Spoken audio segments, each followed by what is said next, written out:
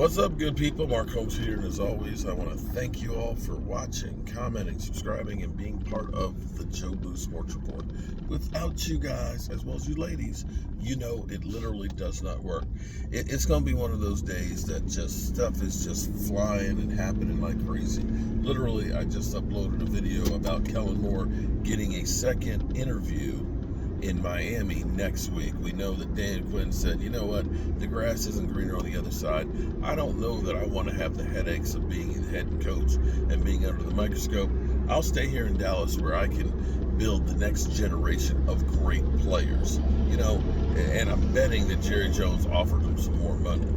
Now here's where things get dicey, because of course, a couple days ago, Sean Payton let everybody know that, you know what, I'm not returning. I need to step away for a bit. I'm kind of burned out.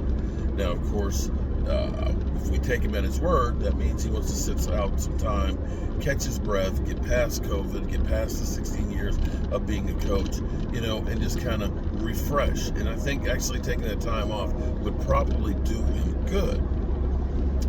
But, here's the but. We know Jerry Jones is not happy with Mike McCarthy. Now, here's where the news kind of breaks, and it's kind of interesting. If you listen to my fireside chat last night, I said Sean Payton will become the head coach of the Dallas Cowboys. Not this year, I believe next year. Unless, and here's what I said, unless there ends up being somebody out there that makes an offer that knocks his socks off. And that's where I pointed out a team like the Raiders that ended up giving John Gruden a 10-year, $100 million contract and said, you have full autonomy over picking the groceries and doing what you want, in which case they decided after 2 years, nah, he's not real good with this. Let's get a GM, and went out and get Mike Mayock, who, of course, was the talking head, because, of course, the talking heads know everything that goes on. And it turns out, yeah, he's not as good at drafting as we thought. But that would be the opportunity where Sean Payton might say, I really want to be in Dallas, but to be able to have full control and autonomy of the whole team might be one of those ones to knock his socks off. Here's what Sean Payton said just a few minutes ago is, I'm basically stepping away. I want to have, some time to get myself together. I've had backdoor conversations with 2 teams that are interested in his services, neither of which are the Dallas Cowboys. So now, here becomes the problem. One, I do believe that he wants to take a year off, because you can't go ahead and tell, New Orleans, it's not you, it's me.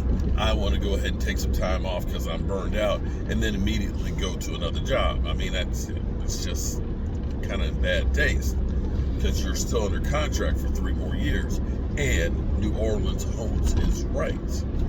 But if now a bidding war is beginning, and I believe it is, because when you start looking at some of the retreads that are out there, some of the possible candidates, you can't say that Sean Payton is not an offensive genius. More times than not, it was the defense in the past where he had these great offenses that let him down. Now it's, I don't have a quarterback. And if you look at it from the standpoint of saying, take a look at Tony Romo. Remember, Sean Payton and Bill Parcells are the ones that took that undrafted free agent quarterback, kept him on the roster, and developed him, and made Tony Romo. It by damn sure wasn't Jason Garrett.